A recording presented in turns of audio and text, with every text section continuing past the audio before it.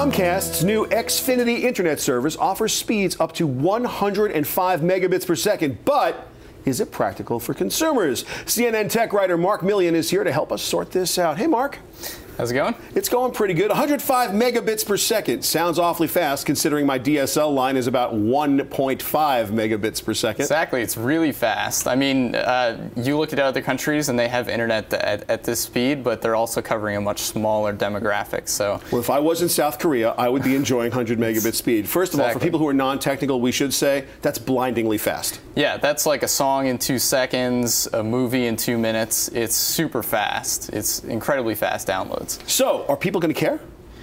Are people going to care? That's something we have to think about because it's so relatively expensive. This particular service is geared toward consumers, and consumers in the U.S. are not used to anything like this. But $105 a month, how much do you pay for your DSL service? Well, too much, like $29.99, and it's a terrible service. I think I have Roadrunner Extreme, rag on Time Warner as much as I possibly can, and I think it's like an extra $30 a month on top of whatever they charge. It's half the price or less, but for a quarter of the service. Right.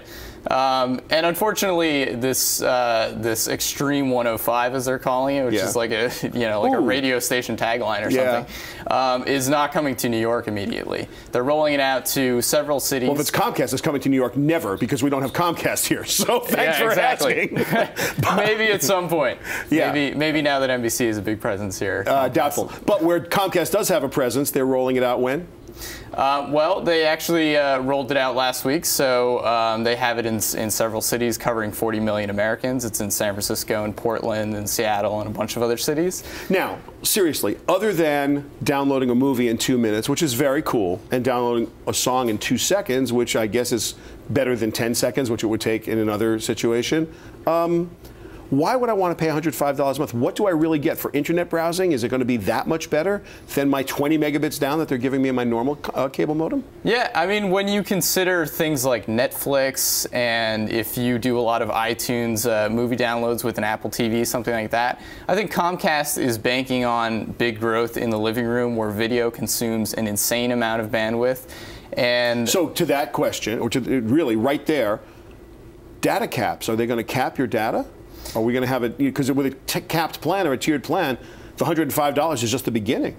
In the wireless space, a lot of cell carriers are moving to that.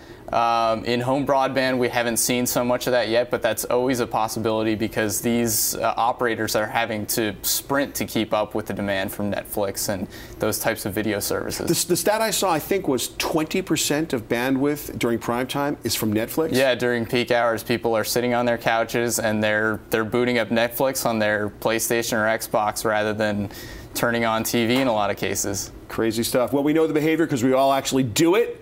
Now it's a question of, do we have the need for speed, and are we willing to pay? Mark Milian, CNN.com. Thank you so very much for being here. Thank you. Okay, Mark Milian is awesome. Just a quick reminder, though, Comcast is the majority owner of NBC Universal, the parent company of this network. I'm Shelly Palmer, and you're watching Live Digital.